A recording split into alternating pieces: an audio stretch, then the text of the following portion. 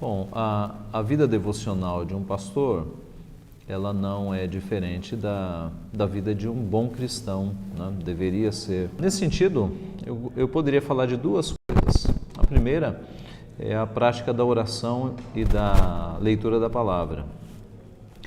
Nós aprendemos com os puritanos, os nossos pais espirituais no passado, que eram muito dedicados nas práticas devocionais, que a primeira coisa que um pastor e um cristão deveria fazer ao acordar é ler a sua Bíblia, é não ouvir nenhuma outra voz antes da voz de Deus.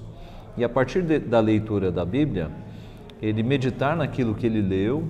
Não pode ser uma leitura automática apenas, mas tem que ser uma leitura pausada, ouvindo de fato o que Deus está falando, aplicando na sua vida. E depois da leitura sistemática das Escrituras, a oração, um período de oração. É claro, isso tem a ver com a vida devocional do pastor, para que o pastor ele fique fortalecido, vença as tentações, não fique desanimado no ministério. Mas tem a ver também com todo bom cristão. Todo bom cristão deveria, ao acordar, imediatamente fazer a leitura da palavra, meditar naquilo que leu e buscar a Deus em oração.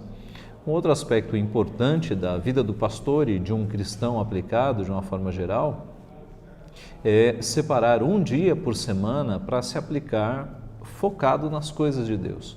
Você separar um dia da semana, e esse dia nós sabemos que é o domingo, para deixar de lado trabalhos seculares, preocupações com o trabalho, compras, afazeres domésticos e focar nas coisas do Senhor.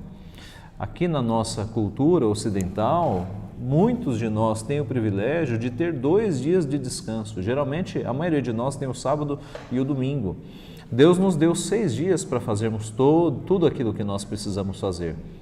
Mas é importante quando Deus nos dá um domingo, um dia específico que é o domingo, para que nós foquemos nas suas coisas. E isso significa participar dos trabalhos da igreja, manhã e noite, e às vezes há igrejas que têm trabalhos à tarde, mas sobretudo não deixar que coisas que não têm a ver com a palavra de Deus entrem no nosso coração nesse dia. É um dia de foco e dedicação total às coisas do Senhor. Então eu creio que um pastor que tenha essa prática diária de devoção associada à prática da guarda do domingo, um dia em que ele foca no trabalho do Senhor e os pensamentos todos nas causas do Senhor, ele vai ser um pastor fortalecido. O mesmo vale para o cristão. Eu devo dizer também o seguinte, não é você começar o dia com exercício devocional e depois deixar os pensamentos do Senhor de lado. Eu me recordo de uma ilustração que eu ouvi do Joel Bick, quando ele dizia que um grupo de escoceses estava reunido tentando decifrar o que significava 1 Tessalonicenses 5,17, orai sem cessar, e havia ali uma irmã fazendo a limpeza do salão, e eles perguntaram para ela, que era de origem puritana, como é que na igreja dela via-se o versículo orai sem cessar.